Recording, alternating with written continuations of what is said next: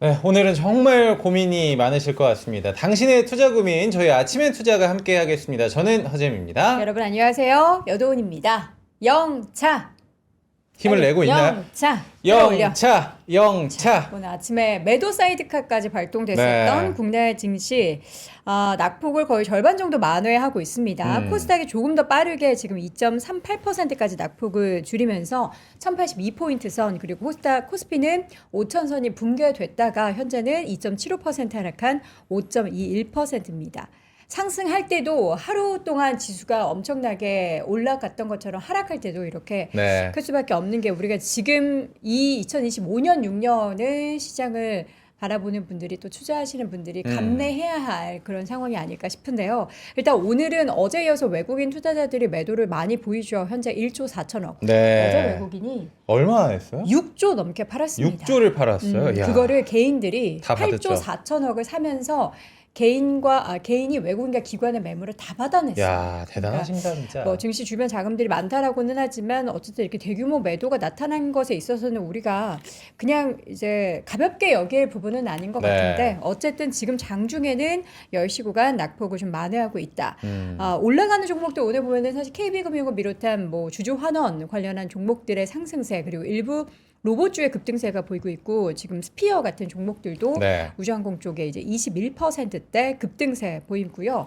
원희가 EPS처럼 이제 반도체 관련한 일부 종목들도 소부장 쪽. 상승세를 나타내고 있는 거 여러분들이 확인해 보시면 좋을 것 같습니다. 네, 정말 뭐 우리 도훈 씨가 오늘 영차로 힘을 좀 내보자 했지만 많은 분들께서 와 진짜 한번 가보자. 금요일 날 우리 기분 좋게 좀 마무리 해보자라고 지금 계속 선풀 달기 운동이 시작이 된 그래요? 것 같아요. 네. 선풀 달기 운동 감사합니다. 여러분들도 사실 마음이 되게 힘들 때는 어떻게 보면은 이제 3프로 그 채팅창에 해우소 같은 그런 느낌이 있어서 네. 뭐 욕도 하시고 좋아요. 네. 비판도 하시고 하시는데 이제 다 같이 우리가 지금은 마음 힘들잖아요. 서로 보듬어 주면서 오늘 한번 시장 이야기 나눠보도록 하겠습니다. 저희가 오늘 금요일이라 특별 코너가 따로 준비가 돼 있었지만 맞아요. 오늘 특별하게 이 시장 상황이 너무 어지럽잖아요. 이번 주에만 저희가 사이드카 3번 만나고 있거든요. 월요일, 화요일, 오늘까지 해가지고 매도 매수 다시 오늘 매도. 예, 이 정말 멀미나는 심장이 아픈 장이기 때문에 네. 우리 또 상승 요정까지 한번 모셔보도록 하겠습니다. 자, 오늘 두 분과 함께합니다. 만리 증시의 주인공 소진흥 연구원 그리고 상승 요정 이분을 저희가 안 모실 수가 없습니다. 박지훈 부장 어서 오세요. 나와 주시죠. 안녕하십니까. 자, 우리 소진 연구원님과 사실 저희가 금요일마다 만리 네. 증시 해가지고 지금 이거 야심차게 준비했거든요. 맞아요, 뒤에가 지금. 우리 중국 증시로 한번 아시아권 증시로 만리 장선 쌓아보자 하는데 일단 우리 국내 증시를 쌓지 못하고 있다 보니까 긴급하게 우리 상승 요정을 모셨는데 네. 오늘 일단 낙폭을 많이 줄이고는 있는데 그래도 예. 여전히 하락폭이 꽤 큽니다. 예, 굉장히 위험한 발언이긴 하지만 시장을 올리기 위해서 제가 긴급 그럼요. 투입됐다. 맞습니다. 감사합니다. 근데 저희도 그래서 분위기가 좀 요청한 달라지는 거예요. 느낌입니다. 네. 바로. 제가 이럴 때 꼭 들어야 할 노래가 있죠. 어떤 네. 거요? 다 포기하지 마. 포기하지 마. 진짜. 포기하면 안 되죠. 예. forget. 네. 잊지만 해 그거는. forget은 잊지만. 포기하지 마 Don't give 영어로 안 up. 돼요? Don't give up. 예, 일단은 이렇게 생각을 해보면 될 것 같습니다. 지금까지 우리가 살면서 네. 그 이제 구정이 이제 조만간 다가오지 않습니까? 네. 네. 구정 전에 시장이 좋았었던 적이 기억이 기억이 많이 가물가물합니다. 다들 좀 팔죠. 예, 연- 그런 상황이기도 연전에는. 하고 1월 달 우리 한국 시장의 상승폭만 보면 20% 이상 상승했던 부분들이기 때문에 일단 가격 조정도 좀 필요하지 않겠냐. 좀 피로감은 좀 있었던 상황에서 아무래도 엔트로피에 관련된 소프트웨어 기업들의 뭔가 좀 많은 네. 균열감이 좀 있었던 겁니다. 네. 근데 결론적으로 말씀드리면 이렇게 생각하시면 됩니다. 우리가 다음 주 12일 날이 옵션 만기죠. 옵션 만기인데 외국인의 어떤 그 포지셔닝 구축 상황은 일단 지수는 하락하면 하락할수록 외국인들은 수익을 얻게 되는 구조이죠. 네. 그러니까 파생 논리 쪽에서는 좀 불편한 수급 상황이 현재 진행되고 있는 모습들인데 오늘 보면 네. 외국인들은 물론 코스피 시장은 매도하고 있지만 아마 코스닥은 매수하는 중일 겁니다. 그렇죠? 자, 그리고 우리 시장을 뚜껑을 열어보니 어쨌든 미국 시장에서 소프트웨어 기업들이 뭔가 균열감이 있었던 것은 여러 가지 이슈들이 많이 회자됐지만 전 두 가지라고 봅니다. 네. 첫째, 그 SW 기업들이 가격 결정권력에 대해선 힘이 약화됐던 하나의 중요한 이벤트였다. 네. 뭐야? 이 AI로 소프트웨어 어떤 기능을 대체할 수 있다라면 내가 굳이 비싼 가격을 지불해야만 돼? 라는 거에 대한 물음표를 B2B든 B2C든 소비자들은 의문을 제기할 수 있다는 것들이고 네. 두 번째는 우리 SW 기업들이 상당히 R&D 투자를 할 때 자기 돈으로 했습니까? 상당 부분은 차익 론을 일으켰을 네. 겁니다. 차입금. 그러면 자산 가치가 주가가 빠졌으니 이거 양가 차입 관련돼서도 뭔가 숨통이 튼 게 아니라 오히려 옥죄는 그런 구조가 있다 보니까 뭔가 유통 관점, 그러니까 소프트웨어 어떤 주식적인 관점이 아니라 이제 금융 쪽의 어떤 그런 상황으로 연결되는 중이십니까? 아니시죠? 네. 옆에 계시면 됩니다. 중이세요. 예. 네. 그래서 그런 것들의 균열감이 일단 시장을 하락을 했는데, 자 일단 필라델피아 반도체 지수도 고점 대비해서 한 10% 빠졌죠. 네. 나스닥 지수도 고점 대비 6% 빠졌습니다. 네. 중요한 건 오늘 밤 중요합니다. 미국 시장이 양봉을 내든지 오늘. 뭐 음봉이라 하더라도 밑꼬리를 달아주는 네. 그런 흐름들이 좀 필요할 거고요. 두 지금 번째, 구간이 중요해요. 오늘 밤이 되게 중요합니다. 중요하군요. 두 번째는 최근에 보면 CME 시장에서 은이라든지 금에 관련해서 증거 구위를 좀 올렸습니다. 또 네. 올렸어요. 네. 그러면서 지금 은 가격도 빠지고 있는 많이 상태고 빠졌죠. 네. 비트코인 6만도 좀 위태할 정도입니다. 그러네요. 네. 그러니까 이런 것들 그리고 원달러 환율이 단기 고점 스파이크가 좀 나오는 시점 이런 것들이 좀 약간 삼박자가 고루 맞춰주면 일단 시장은 한번 다시 위험 자산으로 한번 선회할 수 있는 그런 움직임들이 나올 수 있겠다. 네. 자, 그럼 다시 국내로 들어왔을 네. 때 오늘 시장 한번 쭉 스펙트럼을 열어보면 첫 번째 KB금융을 비롯한 은행주가 좋습니다. 네. 그러니까 다음 주 13일서부터는 상법 개정 관련돼서 그러니까 안건이 올라와서 뭔가 좀 속도를 낼 가능성이 있다라는 점. 네. 그리고 간밤에 고용지표 안 좋았죠. 주가 빠졌죠. 그러면 다시 물론 뭐 점도표 요즘 점도표 얘기 많이 안 하지만 다시 3월에 금리 인하를 좀 할 수 있는 가능성 확률이 높아지는 거 아니야?라는 생각들도 나올 수가 있는 네. 것들이고요. 그리고 이제 미국의 기업들의 어닝 실적 발표 시즌이 점점 종료가 되는 시점입니다. 지금 뭐 AMD든 뭐든 지금 아마존이든 뭐든 실적 발표 이후에 지금 급락하는 것들이 맞아요. 지금 굉장히 속출하고 있지 않습니까? 네. 그런 어닝에 대한 리스크는 조금씩 소멸되는 과정에 들어가 있을 것이고 그 시점이 다음 주가 아니겠느냐. 그리고 앞타임에서 이제 하나증권에서 이제 PB님께서 말씀하셨던 걸 좀 경청하고 왔는데 네. 오늘 사야 되냐, 뭐 다음 주에 사야 되냐, 뭐 구정 전에 사야 되냐, 네. 뭐 그거를 타이밍은 어떻게 우리가 어떻게 딱 맞아요. 바닥을 잡겠습니까라는 것을 뭐 생각해 보면 오늘 어찌 보면 투자 아이디어는 이 와중에도 네. 계속 발동이 되고 있다. 첫째. 삼성전자는 어쨌든 DRAM 관련돼서 또 HBM4 관련돼서 뭐 생산 캐파를 늘리는 굉장히 고군분투하는 모습들이 나오니까 뭐 소켓 업체 뭐 ISC 반등하는 거 보이죠? 일부 장비주들 이오테크닉스, 유진테크닉스, 원희가이페스 이런 장비주들도 지금 반등하고 있는 모습들입니다. 그러니까 반도체 굉장히 분위기 안 좋은데 한국은 SW보다는 약간 하드웨어 성격이 강한 한국 아니겠습니까? 네. 그다음에 조금 낙폭은 미국보다 좀 덜하죠. 그러면서 외국인들 코스닥 매수세가 들어오면서 물론 오늘 뚜껑 열어봐야 되겠지만 그런 일부 똘똘한 IT 장비주들도 좀 담는 거 아닌가라는 합리적 의심이 드는 대목이고 두 번째는 내수 쪽에서도 제법 올라온 것들이 좀 있습니다. 국내적인 스토리이긴 하겠지만 새벽 배송. 네. 이게 만약에 대형 유통 쪽에서? 그렇죠. 네. 그쪽에서 만약에 문호가 개방이 되면 뭐 이래서 이마트 같은 회사들, 네. 그다음에 우리 통운 같은 경우는 대한통운, 대통밖에 없다라는 네. 것들이죠. 그래서 영세한 업체들은 이렇게 이 시장에 뛰어들기가 만만치 않을 겁니다. 그래서 대한통운에 대한 MS는 더 늘어날 가능성이 있기 때문에 네. 그러니까 투자 아이디어는 계속 발동이 된다라는 그렇죠. 점입니다. 중요한 건 이제 마지막이 단기 낙폭과대주에 대한 부분들을 여러분 잘 한번 모니터링 해보시면 좀 조심스러운 말씀이지만 오늘 약간 전약 후강의 모습도 나올 가능성이 있어 전약 보인다. 지금도 아래꼬리를 좀 달리고 있어요. 왜냐하면 삼성전자와 SK 하이닉스의 어닝이 올라가는 그래프하고 네. 삼성전자와 SK 하이닉스를 제외한 나머지 그 여집합 기업들의 어닝 그래프를 해보면 당연히 네. 네. 절대적인 수치값은 당연히 그 두 종목들이 위에 좀 자리매김하고는 있지만 네네. 나머지 기업들도 지금 그래프가 이렇게 쳐올리기 시작했다는 점입니다. 즉 무슨 말씀 드리고 싶은 거냐면 네. 이번 주에 NH투자증권이 코스피 지수의 목표 수치를 상향했습니다. 7,300으로. 그 이면에는 네. 역시 어닝을 무시할 수는 없다라는 겁니다. 나오는 실적. 숫자. 예? 네.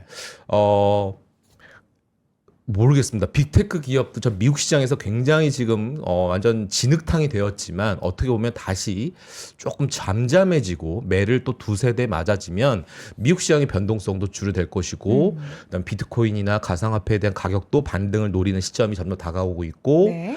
여러 등등의 여러 변수들을 좀 점검해 보면 이제 거의 좀 단기적으로는 조금은 이제 분할 매수 관점에서 한번 접근해도 되지 않을까. 네. 역시 가장 중요한 버팀목은 실적이다. 그렇죠. 그리고 국내 자체적인 정책 모멘텀이 다시 발동될 가능성이 구정 전후로 지금 준비되어 있다라는 점을 생각해 보면 네. 자, 끝날 때까지 끝난 것은 아니다. 이제 문제 없어. 이런 노래가 노래를 좋아하세요. 오늘 그러니까 시장 상황이 이러면은 네. 축 처지게 돼 있잖아요. 우리 예. 박지훈 부장님이 정말 방송의 텐션도 그렇고 시장의 텐션도 끌어올리기 위해서 네. 긴급하게 또 열심히 일하시는데 맞아요. 저희가 정말 요청을 했거든요. 제발 정말 나와주시고. 오늘은 몰랐어요. 네. 좀 이거 어떻게 지금 사도 되는지 뭘 사도 되는지 뭐 이런 전략적인 부분에 있어서도 여쭤봤는데 선양이 있으심에도 불구하고 예, 이렇게 나와주셔서 근데 오늘의 감사드리고요. 주인공은요. 네. 제 옆에 있는 사무실도 제 옆자리예요. 네. 아 그래요? 네, 소진웅 연구원의 네. 어떤 그 만리 증시. 네.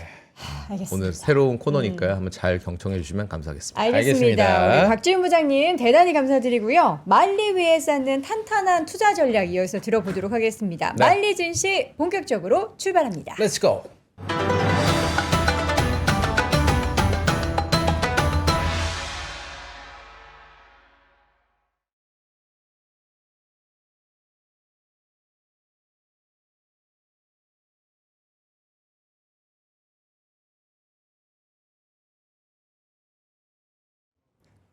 네, 스튜디오 조정을 하느라고 네. 잠깐 저희가 화면 전환을 해봤습니다. 지금 만리 차이나. 낙폭이 조금 다시 늘어나고는 있네요. 네. 2%대 하락세에서 지금 조금 낙폭이 늘어나서 3%대. 오늘 장중에 아무래도 계속 이제 오전장에는 공방이 좀 펼쳐질 것 같습니다. 그러니까요. 제가 근데 오늘은 저희가 매주 금요일마다 아시아권 또 특히나 중국 투자에 대한 관심도 많으시기 때문에 네. 중국 이야기를 좀 해볼 예정이죠. 맞습니다. 이 뒤쪽에 글자가 이게 네. 뭐냐 만리장성할 때 아니, 오늘 옷 맞춰 입으셨어요. 오늘 저는 이제 백판하고 옷을 맞추려고 노력을 많이 네. 해봤는데 맞출 수 그린 있을까? 컬러로 쫙 지금 준비를 했습니다. 네네. 자, 만리 증시를 조금 소개를 드려보도록 할게요. 네. 우리가 사실 국장과 미국장에 초점이 많이 가 있기 때문에 그렇죠. 상대적으로 이제 아시아 증시라든지 특히나 이제 떠오르고 있는 중국 증시에 대해서 관심은 가는데 정보가 좀 많이 부족하다 하시는 분들이 계셔가지고 네. 저희 금요일 날 소진웅 연구원 모시고 이 중국 이야기 넓게는 또 아시아 이야기를 한번 네. 해보도록 하겠습니다. 어서 자, 오십시오. 연구원님 10분 동안 가만히 옆에 계시느라고 고생하셨습니다. 네, 고생하셨어요. 지금 네. 중국 증시의 시가총액 종목들 어때요? 괜찮아요? 중국 증시 뭐 미국 시장이나 국내 시장이 좀 출렁출렁이는데 중국 시장 분위기는 괜찮아요?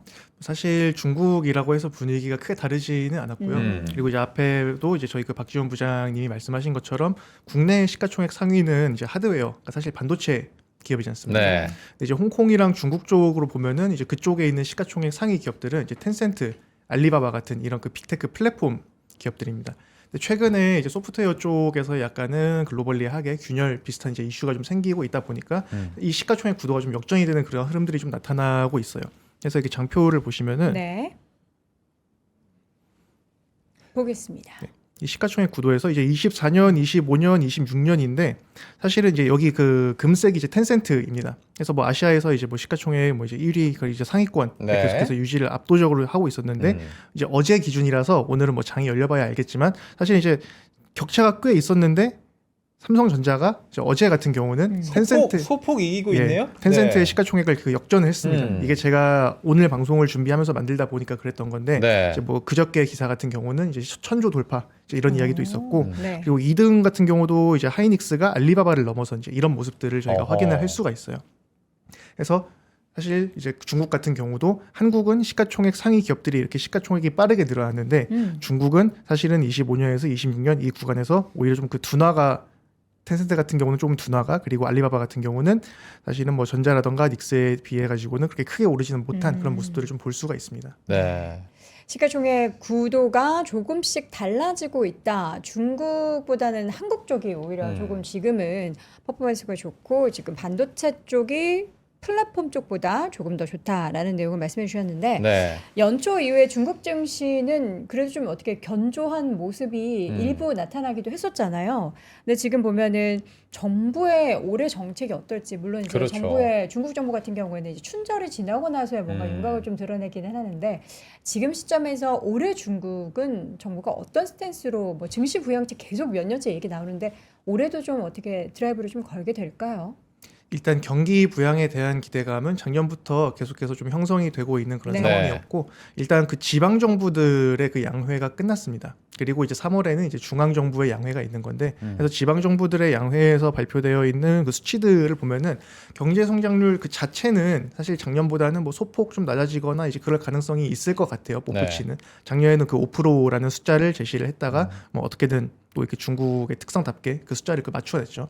올해는 이제 그 부분이 조금은 그 하향이 되는 부분이 있을 텐데 네. 또 이제 역으로 또 그만큼 이제 성장률 전망을 좀 낮게 잡은 점, 그리고 최근에 발표된 경제 지표들이 계속해서 뭐 좋지는 못한 점, 네. 이런 것들을 봤을 때 그 정부의 그 부양에 대한 그 당위성을 오히려 좀 확보를 해주는 이제 부분들도 있다라고 생각이 되고, 그리고 선별적으로 이제 어느 좀 좋아질 수 있는 부분들, 그리고 이제 안 좋은 부분들에 대해서는 이제 뭐 추가적인 조치를 취하는 이제 이런 정책들이 나올 거기 때문에 이런 쪽들에 조금 집중을 할 필요가 있다라고 생각이 듭니다. 그래서 이제 좋아지는 쪽이라고 하면은 너무 안 좋았던 경기가 이번에는 정말로 돌아설 수 있을지, 이것들과 관련해서 뭐 시클리컬이라던가 이런 쪽들에 좀 주목을 해야 될 것 같다라고 좀 말씀을 드리고 있었고, 이제 계속해서 잘 하고 있는 쪽들은 여전히 중국은 뭐 이제 AI, 그리고 이제 피지컬 AI, 특히나 이제 이런 쪽들에서 네. 계속해서 이제 강점을 드러내려고 많은 노력들을 이제 진행을 할 것 같아요. 방금 이제 연구원님이 말씀을 해주셨으니까 중국은 저는 어떻게든 5% 성장률은 늘 맞추지 않나라는 생각이 있었는데 뭘 하든. 어떻게 해서든 근데 이제 중국 지방 정부에서 그 계속 목표치를 낮추다 보니까 3월 전인대에서 5% 굳이 그것보다는 한 4.5 뭐 이 정도로 제시할 수 있겠다, 이런 성장률 제시가 기사화가 좀 나오고 있더라고요. 실제 그런 분위기가 느껴지세요? 네네. 그 지방 정부들이 발표를 했던 수치들 보면은 뭐 상하이라던가 뭐 이런 쪽들은 5% 이렇게 이야기를 하기도 했지만 또 이제 일부는 숫자를 제시를 하면서 달성을 위해서 뭐 노력이 필요하다, 뭐 이제 이런 문구들도 넣었었고, 그리고 이제 레인지를 제시를 하는 이제 그런 지방 성이나 시들도 있었고, 그래서 앞에도 말씀드린 것처럼 작년과 같은 딱 5% 이제 이 수준으로 제시를 하지는 않을 것 같아요. 하지만 뭐 이런 부분들은 시장이 좀 충분히 가만히 되어 있다라고 좀 보시면 될 것 같고, 네. 이제 정책이 실제로 시행이 되면서 거기에 따른 워낙 바닥에 있는 경기가 실제로 돌아설 수 있을 것인가, 여기에 대한 이제 기대감 작용이 좀 중요하다고 보여지는데, 실제 일부 섹터에서는 그런 흐름들이 조금씩은 나타나고 있었습니다. 뭐 예를 들면은 제가 앞에도 화학 이쪽을 말씀을 드렸는데 네. 워낙 이제 경기랑 많이 민감한 업종이죠. 근데 이제 화학 같은 경우도 일부 이제 고부가 가치 쪽 위주에서만 약간 턴어라운드가 나오고 있기는 한데, 중국 내부에서 보면은 증시에서 전반적으로 화학 섹터에 대한 그 상승률이 최근까지 꽤 좋았습니다. 이제 이쪽을 이제 안 보신 분들이 좀 오래 되셨을 것 같아요. 국내 같은 경우는 네. 업종 자체도 안 좋기도 하고, 원래 이제 중국이랑 이제 제조 베이스로 경쟁이 붙는 국내 산업에 대해서는 좀 이제 부정적인 시각들이 아주 오랫동안 만연해 있었다 보니까 이제 그 원인이 중국의 이제 저가 수출 이제 이런 것들 때문이었죠. 공급 과잉. 근데 이제 그런 것들이 올해는 조금씩 실제로 해소가 되는 걸 확인을 하는 데는 시간이 걸리겠지만, 이번에는 좀 해소가 되지 않을까라는 기대감들이 이제 지금의 조정 구간이 지나가고 정책 이벤트들이 다가오는 구간에서는 다시 한 번 더 가시화가 될 수 있을 거다라고 좀 보고 있습니다.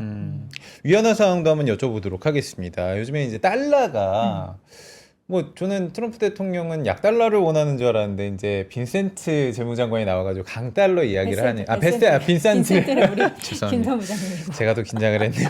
베센트 장관이 요즘에 이제 강달러 기조에 대해서 계속 언급을 하고 있잖아요. 네. 위안화도 우리도 약간 뭐 기축 통화할 수 있는데 약간 이런 느낌으로 강세로 가고 있는 상황인가요? 지금 어떻게 보세요?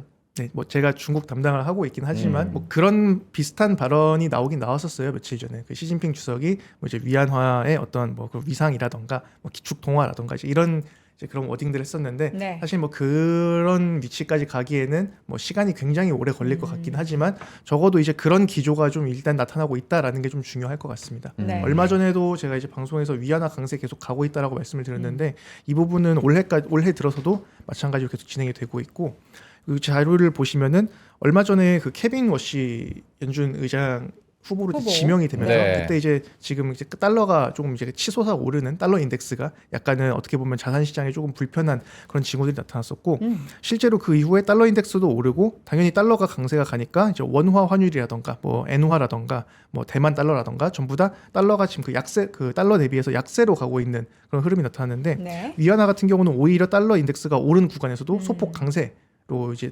가고 있는 그런 상황입니다. 네. 그래서 중국은 지금 뭐 시장 가격도 그렇고 정부에서도 그 강달러 그 위안화 강세를 지금 좀 추구를 하고 있다. 올해 같은 경우는 그쪽으로의 어떤 방향성을 조금 명확히 좀 가져가고 있다라고 좀 보여집니다. 네. 우리 또 오며 가며 제가 방금 맨날 만나서. 빈센트 형님 저는 항상 인사를 하고 와가지고 SM보다 빈센이다 아하, 이렇게 좀 그래요? 약간 칭찬을 드리곤 하거든요. 네. 네, 오해할 수 있어요, 여러분. 약간 이제 인지가 빈과 벤 헷갈릴 수 있어요. 헷갈렸어요. 방금 이해합니다. 헷갈렸어요. 우리 예. 시청자분들이 3%에서 재무장관도 나왔다는데 네. 왜 못 나올 게 뭐 있어요? 제 이름이 재무입니다. 예. 아 그러게. 예. 허재. 자, 제 이름이 재무예요. 알겠습니다. 예. 자, 지금 중국은 부동산 개발 업체들의 주가가 좀 반등했다라고 그렇죠. 하는데 우리가 사실 중국 하면은 부동산 여전히 안 좋은 거 아니야? 이렇게 생각하거든요. 왜 종목들이 올랐던 거죠? 사실 일단 결론부터 말씀드리면은 네. 여전히 안 좋은 것도 맞고 여전히 뭐 안 어떻게 보면은 약간은 그 리스크 관리가 좀 잘 되는 분들만 지금은 이제 부동산 개발 업체들을 좀 접근을 하시는 게 좋다라고 생각은 돼요. 물론 뭐 애초에 이쪽을 매매를 하시는 분들이 많지는 않긴 한데 네. 근데 일단 말씀 주신 것처럼 개발업체들 주가가 연초에 일단 전반적으로 좀 오르고 있는 상황이에요. 네. 네. 이게 앞에서 말씀드린 그 경기 회복이랑 뭐 디테일은 다르지만 큰 틀에서 궤는 비슷한데 오랫동안 너무 안 좋았다 보니까 이제 악재에 대한 민감도보다는 그 호재에 대한 민감도가 좀 높아져 있는 구간이라고 좀 보여져요. 일단 홍콩 쪽 같은 경우는 물론 홍콩이랑 중국이 어떻게 보면은 뭐 경제라던가 이런 것들이 약간은 좀 이렇게 분절이 되어 있는 그런 것처럼 보이는 것도 있지만 네. 홍콩 쪽에서 뭐 이제 뭐 일을 하거나 뭐 소비를 하거나 아니면 거기에서 뭐 상장되어 있는 기업들 보면은 본토 쪽 사람들 그리고 본토 기업들이 많거든요. 근데 이제 그쪽에서 홍콩 주택 가격 같은 경우 이제 거래량 같은 것들도 연말부터 조금씩은 이제 회복의 조짐이 좀 나타나고 있습니다. 네. 그리고 이제 여기에 이 배경에는 또 일부분은 저는 그 위안화 강세도 좀 영향을 주고 있다라고 좀 생각이 돼요. 중국인들이 위안화가 강세가 되니까 위안화 강세 같은 경우는 당연히 중국의 수출 입장에서는 좋지 않겠지만 네. 위안화를 가지고 이제 뭐 외국에서 소비를 한다거나 수입을 하는 입장에서는 구매력이 늘어난 거니까 이제 그런 어떤 그 위안화 강세에 따른 그 중국 본토인들이 홍콩에서 좀 더 돈을 쓸 수 있는 이제 그런 여지들도 좀 이제 홍콩 아. 주택 가격에 영향을 줬다라고 생각이 되고 해서 홍콩에서 나타나고 있는 이런 그 주택 가격의 가격과 이제 거래량의 반등 그리고 그 중국 정부 같은 경우도 원래 이제 부동산 쪽이 많이 좀 뭐 채무 문제라던가 여러 가지 뭐 부실 위험들이 있었다 보니까 그 레드라인 정책들을 그 시행을 하고 있었는데 이거를 사실상 종료를 했습니다. 물론 이 어떤 이런 규제에 대한 종료가 뭐 아주 그렇게 의미가 크다라고 보여지진 않아요. 왜냐면은 일단은 3대 레드라인 정책이 어떤 내용이 좀 들어가 있었나요? 뭐 어떤 뭐 리스크라던가 어떤 뭐 채무라던가 이런 것들을 뭐 어쨌든 뭔가 그 좀 이렇게 돈을 이렇게 과하게 쓰지 못하게 어쨌든 뭔가 이렇게 막는 거군요. 규제들을 많이 규제를, 걸어놨던 것들이죠. 네. 그런 것들을 이제 사실상 종료를 했다라는 이제 그런 기사가 나온 건데 네. 그 정책 자체에 대한 실효성은 높지가 않다라고 보는 게 이미 이제 부동산 업황이 안 좋은 지가 오래됐었고 다들 이제 부실을 정리하는 단계 이제 이런 단계였기 때문에 이제 그래서 사실은 뭐 어떤 뭐 과열이라던가 이런 징후들이 뭐 없다 보니까 종료가 됐다 이렇게 좀 해석을 하는 게 맞을 텐데 어쨌든 시장 입장에서는 뭔가 정부가 더 이상 부동산을 이제 옥죄고 이제 그런 것들을 좀 많이 누르려고 하는 이제 이런 시그널은 많이 좀 완화가 됐구나라고 좀 이렇게 받아들일 수가 있을 것 같아요. 거기에다가 마침 일부 이제 뭐 대도시 쪽에서는 본토 같은 경우도 이제 주택 거래량이라던가 이런 것들이 약간은 살아나려고 하는 이제 그런 조짐들이 있다 보니까 주가에는 조금 빠르게 좀 반응을 하고 있는 그런 모습입니다. 네. 자, 그러면은 바로 이제 주간 중국 시장 동향 저희가 계속해서 이어가 볼 건데 네. 올해 중국 증시의 키워드부터 한번 보고 시작을 해 보죠. 다 네. 비슷하지 않을까 싶긴 해요. 우리나라나 미국이나 중국이나. 일단 뭐 가장 생각나는 건 AI 아닐까 그리고 싶긴 로봇도 한데. 들어가 있을 거고. 네, 거의 비슷하긴 합니다. 네. 제가 이제 연말에 가져왔던 키워드들인데 아마 올해의 중국의 키워드는 이것들이 될 것 같다라고 생각을 했던 5가지가 있었는데 뭐 현재까지는 큰 변화는 없는 것 같아요. 말씀 주신 것처럼 뭐 AI 그리고 중국은 특히나 이제 피지컬 AI, 뭐 휴머노이드 이런 쪽들이 많이 이제 강세를 보이거나 많은 관심을 좀 끌 수 있을 것 같고 그리고 뭐 정책 모멘텀 계속 말씀을 드렸으니까 거기에 따른 경기 회복이라던가 중국의 뭐 내수 확대 이런 것들이 또 이제 키워드가 될 수 있을 것 같고 네. 또 지정학적인 부분들이 계속해서 뭐 최근에는 이슈가 조금 잠잠하긴 합니다만 어쨌든 점진적으로 어떤 지정학적 갈등이라던가 그리고 이제 각국의 어떤 그 국방력 확보 이런 것들이 사실 큰 트렌드에서는 좀 이어지고 있는 상황이고 중국 역시도 마찬가지로 그런 것들을 계속해서 좀 강화를 하고 있다. 거기에다가 올해는 국방에다가 또 추가로 붙은 키워드가 하나 더 있죠.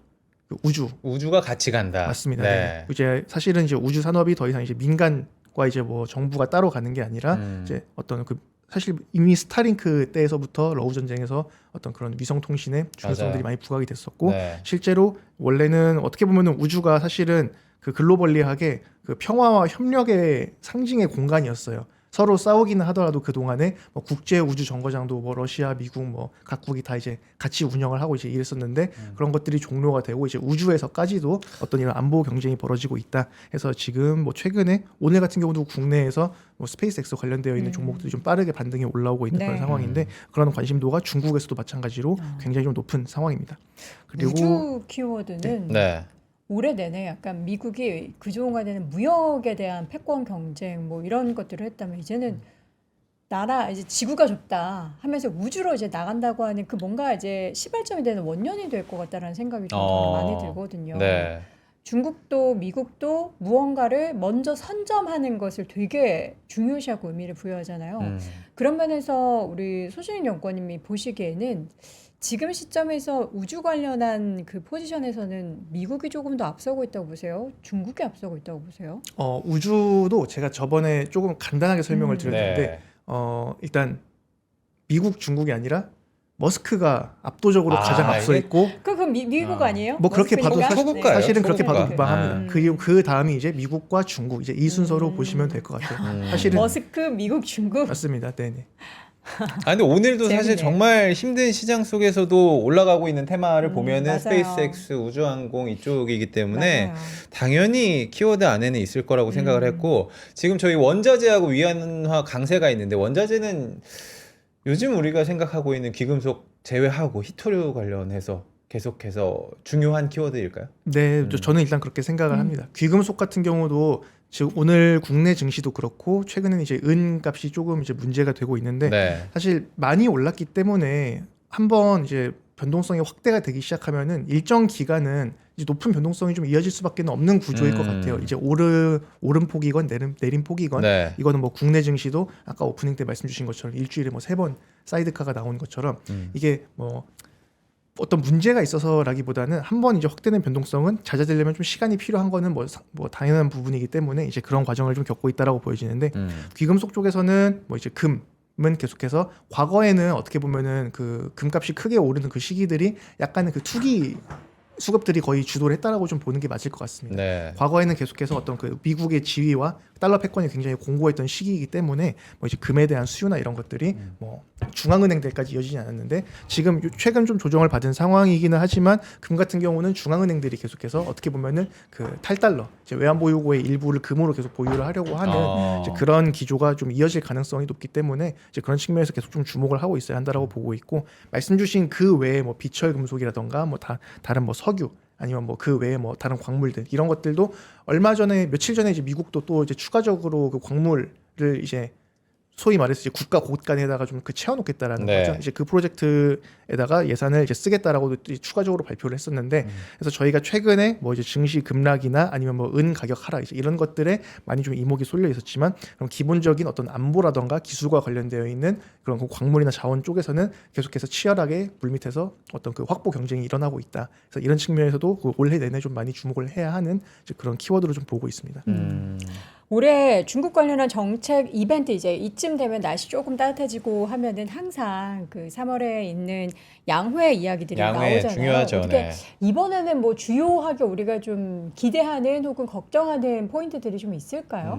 사실 뭐 어떻게 보면은 이제 중국을 보시는 분들은 뭐 중국은 뭐 매번 저런 정책 이벤트 있는 거 아니냐 뭐 이렇게 말씀하시는 네. 분들도 있는데 사실 뭐 그렇기도 그렇습니다. 네. 그래서 어떤 그 양회라는 그 이벤트 자체에 대해서 그리고 거기에서 나올 어떤 정책의 성격에 대해서 딱 그 시점에 뭐 굉장히 많은 의미를 부여할 필요까지는 없을 것 같아요. 왜냐면은 이제 이 부분은 앞에도 말씀드린 것처럼 지방 양회에서도 이미 어느 정도 이제 가늠이 잡힌 거고 네. 그리고 사실은 이제 연말 때부터 계속해서 많이 논의가 되어 왔고 여러 가지 어떤 정책의 방향이나 이런 것들은 이미 많이 뭐 이제 오픈이 되어 있는 상황이기는 하죠. 네. 이제 양회에서는 이제 정부의 연간 경제 운용 방향 그리고 실질적인 그 수치들의 확정 이제 이런 것들이 좀 이루어진다라고 보시면 될 것 같습니다. 그래서 그런 것들이 시장의 기대를 뭐 크게 상회를 하거나 크게 하회를 한다 이제 그런 숫자들이 나온다라고 하면은 그런 거는 이제 시장에 좀 영향을 줄 수는 있을 텐데 이미 앞에도 말씀 주신 것처럼 작년에 5% 올해는 약간 5% 이하 정도 시장에서 이미 예상을 하고 있는 부분이고 이제 거기에 맞춘 수치와 정책들이 나오지 않을까 이렇게 좀 보고 있는 상황이에요. 우리 이제 블루문님께서는 아마 로봇 관련해 가지고 섹터가 좀 궁금하신 것 같은데 유비테크 같은 기업들 올해는 좀 어떨까 이런 질문을 주셨는데 저희가 일부 끝나기 전에 이거는 말씀을 좀 드려볼게요 개인적으로.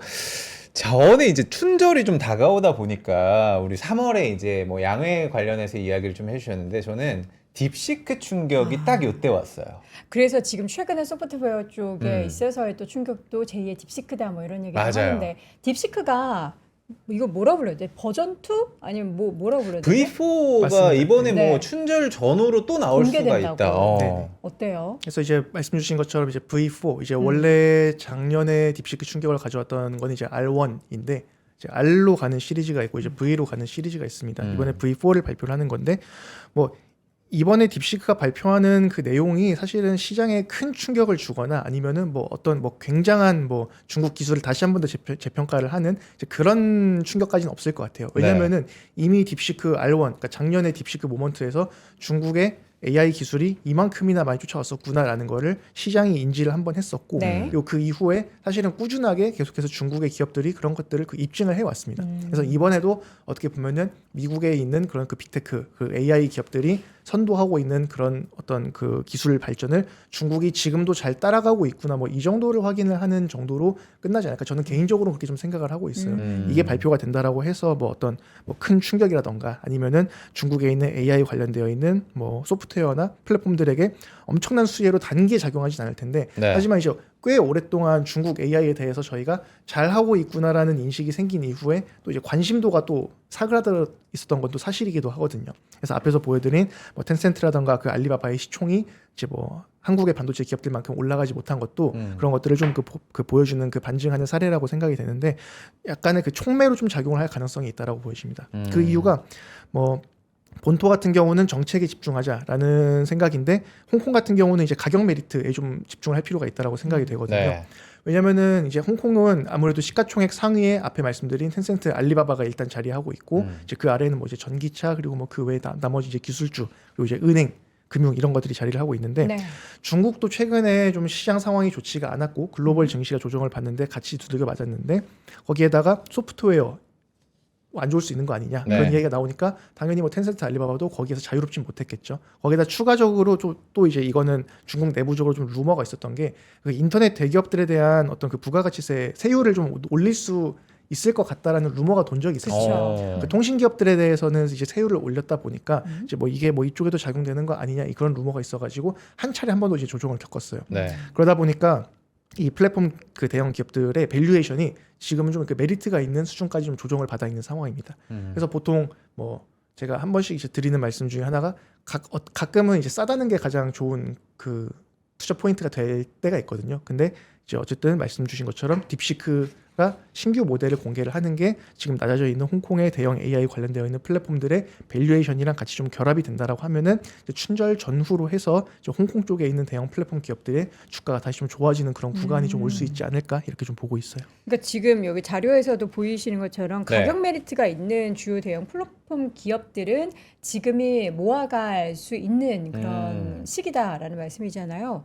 대표적인 기업들에 있어서 몇 가지 좀 알려주시면 저는 아까 뭐가 있을까요? 우리 유이테크 얘기를 해주셨으니까 네.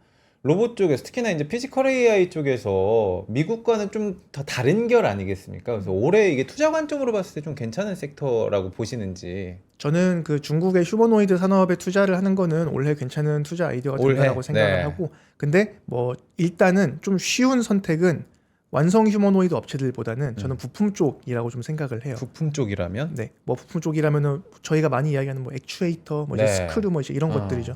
중국이 아무래도 오랫동안 그 제조 국가 역할을 해왔고 특히나 이제 전기차 이런 쪽에서 산업을 좀 많이 그 발달을 시켰다 보니까 거기에서 이제 연결되어 가지고 휴머노이드 쪽으로 사업을 확장을 하는 기업들이 이제 꽤 있습니다. 네. 뭐 예를 들면 뭐 중국의 뭐 탁보그룹이라던가 아니면 뭐 삼화 이런 기업들은 이미 뭐 테슬라, 옵티머스에 납품을 하는 기업들로 이미 유명하고 그리고 이제 그 안에서 또 다른 뭐 원래 그 자동차 쪽에서 하고 있던 기업들이 이제 탁보랑 삼화도 원래는 그 자동차 쪽 기업들이에요. 탁보와 네. 자동차 쪽 그리고 이제 삼화 같은 경우는 공조랑 자동차 이런 것들을 많이 하던 회사들인데 이런 기업들이 좀 쉬운 선택지라고 말씀을 드리는 이유가 올해 뭐 이제 유니트리부터 시작을 해가지고 중국의 휴머노이드 로봇들이 많이 상장을 할 예정이지 않습니까? 네.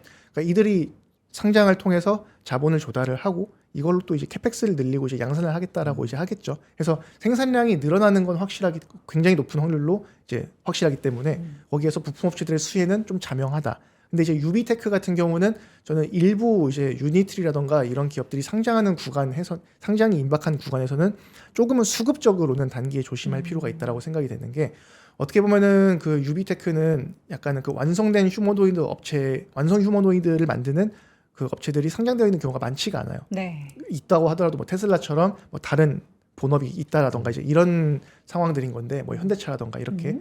근데 그러다 보니까 약간은 어떤 그 퓨어한 그 휴머노이드 완성 업체로서의 그 프리미엄이 저는 약간은 좀 있다라고 좀 생각을 합니다. 그래서 만약에 그러면은 다른 대안이 될 수 있는 업체가 상장을 한다라고 하면은 그러면은 뭐 ETF라던가 이런 데에서 약간의 어떤 그런 수급적인 불리함이 단기에는 있을 수 있을 것 같다. 하지만 물론 뭐 이제 장기적인 전망이나 이런 것들은 일단 이 섹터 자체가 뭐 긍정적인 거는 맞기 때문에 투자 아이디어는 유효하지만 뭐 그런 그 상장 이벤트들이 좀 임박해 있는 시점에서는 약간은 수급적으로 좀 조심하자 이렇게 좀 생각을 하고 있어요. 2월 달에는 산업적으로 뭔가 이벤트들이 꽤 많네요. 중국도 홍콩도. 그러면은 그 모멘텀을 타고 사실 지금 우리나라나 미국 시장 분위기는 안 좋고 중국도 뭐 이렇게 막 좋은 상황은 아니지만 뭔가 중국의 반전은 사실 미국 입장에서는 그렇게 달가운 상황은 아니라서 좀 약간 기세가 중국 쪽으로 조금 연초에 쏠릴까 싶은 생각도 좀 드는데 어떨까요? 사실 뭐 어떻게 보면은 뭐 지정학적인 부분이나 뭐 외교적인 부분에서는 말씀 주시는 게 맞을 것 같아요. 근데 뭐 자본에는 뭐 국경이 없지 않습니까? 그래서 사실은 뭐 미국 증시가 좋을 때 중국 증시도 전반적으로 좋고 이제 이런 경향이 있기 그렇군요. 때문에 어떻게 보면은 그 중국 증시가 좋아진다라고 하는 거는 이제 큰 틀에서 봤을 때는 그 아시아 쪽의 어떤 그 제조 기반 이제 이런 쪽들이 좀 좋아질 거에 대한 전망을 좀 반영한다라고 봐도 네. 무방할 것 같아요. 그래서 만약에 그쪽 제조 기반이 좋아진다라고 하는 거는 사실은 어떻게 보면 그 가장 큰 소비 대국인 그 미국의 경기도 이제 좋을 수 있다. 이런 것들이 다 연결이 되어 있는 부분들이 있기 때문에 2월에는 앞에도 말씀 주신 것처럼 뭐 코스피라던가 그리고 어떻게 보면 그 위험 자산 가격의 선호를 좀 많이 부추긴 귀금속 이런 것들이 좀 조정을 겪고 조정폭도 크다 보니까 좀 변동성이 높은 이제 그런 뭐 울퉁불퉁하다라고 해야 되나 이제 그런 경로를 2월 한동안은 좀 겪을 것 같은데 저는 이제 그런 구간이 오히려 그 이후를 생각을 하면은 오히려 이제 급락 구간들을 이제 비중 확대로 좀 활용을 하는 것이 좀 유효하지 않을까라고 보고 있습니다. 그 비중 확대할 때 가장 유망한 쪽은 결국에는 앞서서 키워드에서 말씀해 주셨던 그런 섹터겠군요. 그러니까요. 네네, 맞습니다. 네. 사실 지금 고민이 진짜 많으실 것 같아요. 우리 투자자분들이 지난주까지만 해도 그리고 올해 이번 주 초에도 변동성 있을 때도 네. 아 며칠 있으면 지나가겠지 했는데 그렇죠. 이번 주 내내 그러다 보니까 고민 많으실 텐데 그래서 저희가 이제 오프라인을 통해서 여러분들의 고민 그리고 실질적으로 포트폴리오에 대한 상담도 받아보실 수 있는 시간 준비하고 있죠. 특히나 이제 서울 가까운 분들 또 일하시다가 여기 잠깐 또 들렸다가 가실 수도 있는 여의도에서 여러분들 진행이 됩니다. 네. 자, 2월 10일 화요일이고요. 오후 3시에 오프라인에서 준비하겠습니다. 네. 중장기 보유 매력이 높은 국내 주식이라는 주제로 우리 쿨지움 박지훈 부장님과 이혁진 차장님 함께 준비하고 계시고요. 장소는요. NH금융타워 4층의 크리에이터홀에서 조금 이번에는 널찍하게 준비를 했어요. 많은 분들 오셔가지고 질문 Q&A 시간도 좀 길게 가질 예정이니까요. 혹시나 서울에 계시는 분들, 주변에 계시는 분들, 시간 나시는 분들 꼭 신청하시고 네. 참석 부탁드리겠습니다. 저희가 지금 고정 댓글을 통해서도 URL 남겨드렸고요. URL이라 하면 그 인터넷 창 이렇게 클릭하실 수 있는 거 그리고 영상 이렇게 지금 플레이되고 있는 요 화면 아래 그러니까 지금 여기 지금 중장기 보유면 이 글씨 나오는 거 말고 조금 더 아래 보면은 저희가 그런 관련한 신청할 수 있는 링크를 남겨줬어요. 그렇죠. 그거 클릭하시면은 신청하실 수 있으니까 참고해 주시기 바랍니다. 네. 자, 그럼 이제 기초 다졌으니까 이번에는 아시아로 시야를 좀 넓혀보도록 하겠습니다. 말리아시아 시작하죠.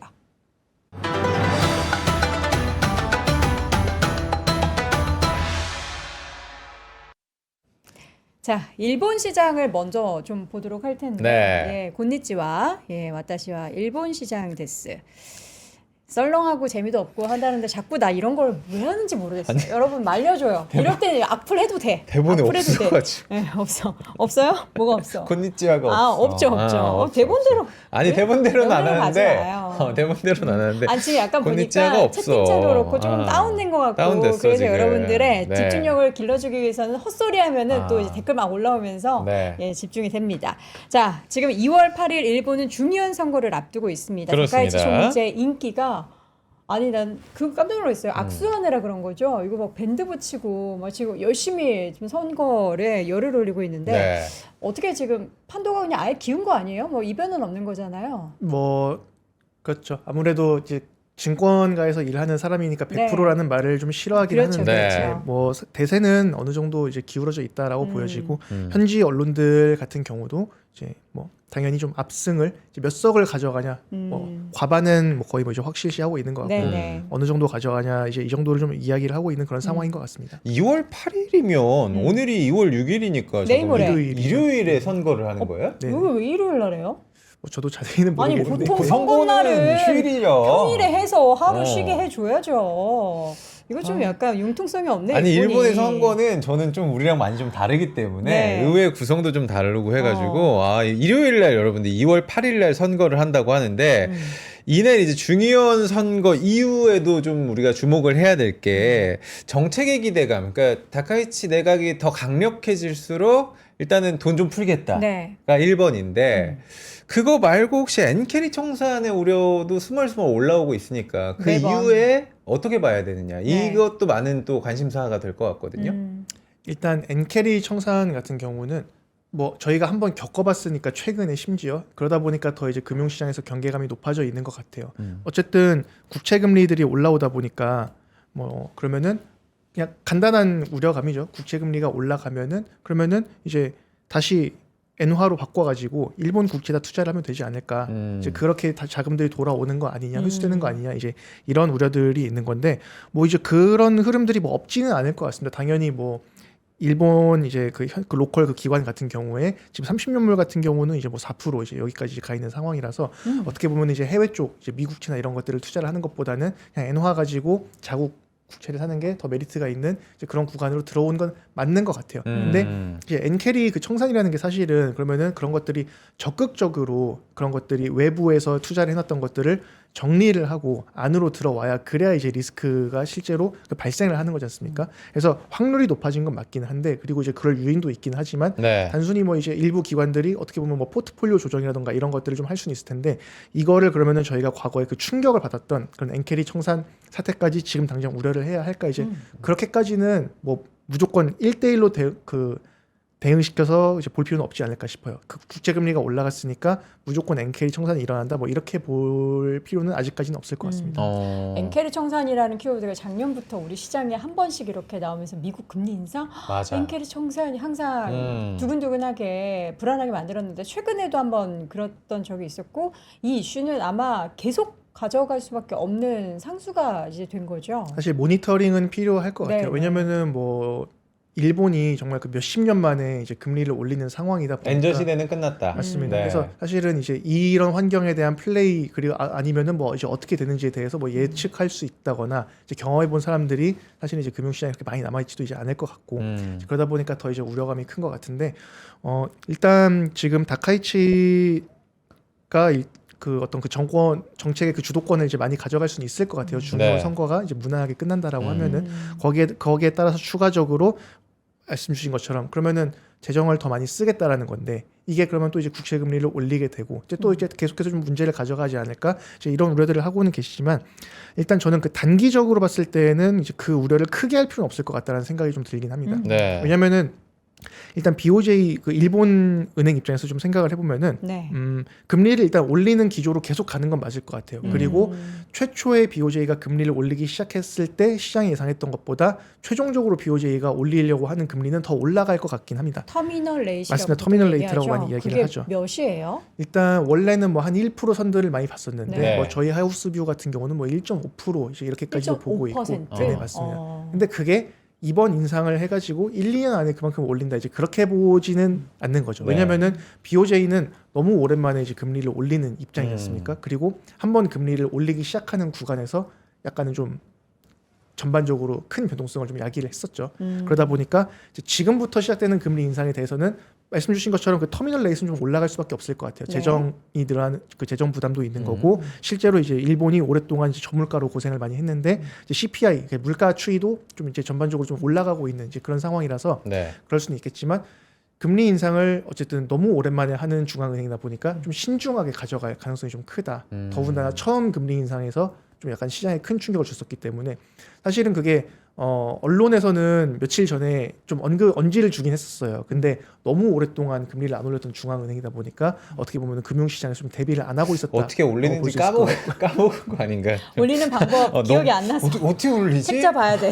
좀 대비가 금융시장이 대비가 안 돼 있었을 수도 그러면 있고. 이제 신중하다라는 연구원님의 말씀은 이 폭이라든지 기간을 좀 넓게 두고 천천히. 천천히 점진적으로. 올리지 않을까 좀 그렇게 생각이 됩니다. 그 일본은 올릴 때 뭐 그 우리는 보통 25bp 정도씩 올리잖아요. 네. 어떻게 조금씩 올린다면 1.25? 0. 뭐 그런 식으로. 1% 포인트 이렇게 네네. 올려요. 뭐 그렇게도 아, 올리고. 정말요? 근데 사실 아 폭은 이게 반의 반절. 폭은 뭐 중앙은행이 뭐 이제 정하는 부분이 네. 있긴 하겠지만 말씀드린 것처럼 일단 저는 기본적으로 뭐 터미널 레이시 올라가는 건 맞는데 네. 기간을 좀 길게 두고 좀 천천히 인상하는 기조로 가져가지 않을까. 그렇게 하면은 중간 중간에 어떤 정책이라던가 이런 것들을 또 이제 수정을 할 수 있는 그런 여지도 좀 있다라고 생각이 돼요. 정말 막 무차별적으로 막 금리를 팍팍 올려서 터미널 레이트 맞추겠다라는 건 아니고 네. 우리가 올리긴 해야 하는데 그걸 시장 상황을 면밀히 보면서 충격이 가장 덜한 그런 속도로 올리겠다. 이렇게 이해하면 되겠죠? 어떻게 보면은 금리를 올리겠다라는 시그널을 좀 강하게 주고 싶었던 측면이 초반에는 있었을 네. 거예요. 너무 오랫동안 이제 금리를 이렇게 눌러놨었고 네. 그리고 사실 원래 저희가 생각하는 일반적인 중앙은행들은 기존에 좀 많이 좀 커뮤니케이션을 해놓지 않습니까? 금리 그래서 기사들도 많이 나오잖아요. 금리 이번에 올릴 것 같다, 동결할 것 같다. 근데 처음 인상 때는 이제 그러지가 않았었죠. 이제 아무래도 중앙은행의 그 정책이나 이런 것들이 너무 그 일본의 구조적인 그 경제 자체가 조금은 뭐 중앙은행 어떤 정책에 좀 크게 반응을 하지 않는 네. 그냥 계속 저물가로 오래 가겠지 이제 그런 상황이 있었는데 그런 것들을 한 번 일단 깨놓은 상황이기 때문에 이제 그 이후에는 좀 시장과 그리고 정부와 충분히 좀 소통을 하면서 그런 것들을 좀 조절해 나가지 않을까 좀 보고 있어요. 근데 연구원님 저도 지금 우리 빅푸님의 의견과 굉장히 저도 좀 비슷했던 게 댓글을 일본은 지금 금리 올리면 나라 좀 흔들리는 거 아니야? 부채가 심각하던데 이렇게 얘기를 하시거든요.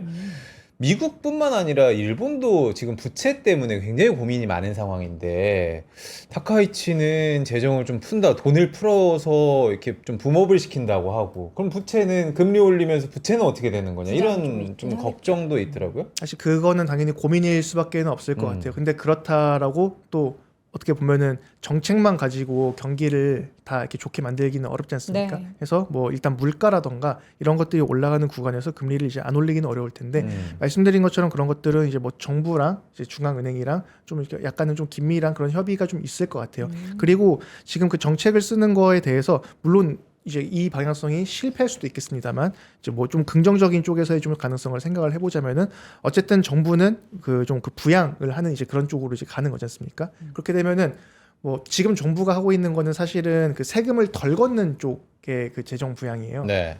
그렇게 하면은 뭐 당장 원래 그 걷기로 되어 있는 세금이 줄어들 수는 있겠는데 네. 세금이 없어지고 그리고 이제 가격이 낮아지고 하면은 이제 소비가 활성화가 되는 그러면 이제 그런 측면들이 추가적으로 어느 정도 또 세입으로 이어질 것인가 이런 것들을 좀 고려를 해봤을 때 지금 이번 중의원 선거만 놓고 좀 본다라고 하면은 일단 거의 모든 주요 정당들이 그 식료품 소비세율 식료품. 네, 식료품 네. 여기에 대한 그 소비세율을 그 인하를 하겠다라고 하고 있습니다. 그러면은 거기에서 거치는 세금은 줄겠지만 사람들이 그럼 그만큼 식료품 소비를 더 하게 될 거고 거기에 따른 또 이제 어떤 그 경제 그 부가가치 창출 효과가 있겠죠. 아. 그리고 거기에서 또 추가적인 또 세입이 발생할 수가 있고 그렇군요. 그런 것들을 이제 놓고 봤을 때에는 지금 일단 단기적으로는 그 다카이치가 펼치려고 하는 이런 재정 정책이 네. 뭐 재정 리스크를 막 굉장히 유의미하게 크게 증가시키지는 않을 거다라고 좀 보는 시각들이 일단 좀 중론인 것 같아요. 사실 일본도 가계 경제가 그렇게 좋은 상황은 아니잖아요. 사실 근데 저는 그렇다고 하는데 일본 막상 가보잖아요. 백화점에 저는 바글바글해요? 너무 깜짝 놀랐어요. 오사카에 네. 가보면은 그게 4개인가 5개 백화점이 한꺼번에 몰려있는 지역이 하나 있어요. 거기에 주말에 사람이 무슨 콘서트 하는 줄 알았어요. 오. 그래서 아니 일본 경기 안 좋다며 왜 이렇게 사람이 많아 이런 생각이 들었거든요. 근데 만약에 이런 정책까지 한다면 내수를 또 부양시키는데 꽤 많은 긍정적인 영향이 있을 것 같고 사실 우리나라 증시도 많이 올랐지만 작년 이후에 일본 증시도 꽤 많이 올랐어요. 지금 보면 니케이가 53,000 수준인 거죠. 네. 네네. 네, 차트 한번 보여주시죠. 네. 그럼 여기에서 과연 앞으로 또 일본 증시에 대한 투자 매력도나 일본 증시가 사실 우리는 워런 버핏 생각해서 5대 상사주 이야기만 하는데 일본 시장에 대한 투자 매력도는 일단 지금 있는지 그리고 투자를 한다면은 어느 쪽에 우리는 다들 뭐 테크 얘기하는데 일본도 그런지도 궁금해요.